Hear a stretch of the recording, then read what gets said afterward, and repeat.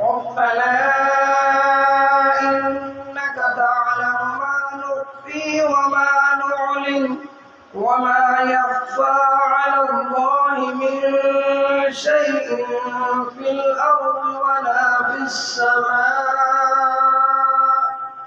الحمد لله الذي وهب لي على الكبر إسماعيل وإسحاق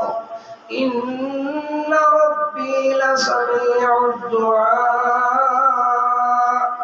رب اجعلني مقيم الصلاة ومن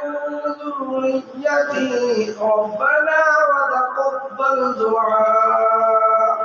ربنا اغفر لي ولوالدي وللمؤمنين يوم يقوم الحساب.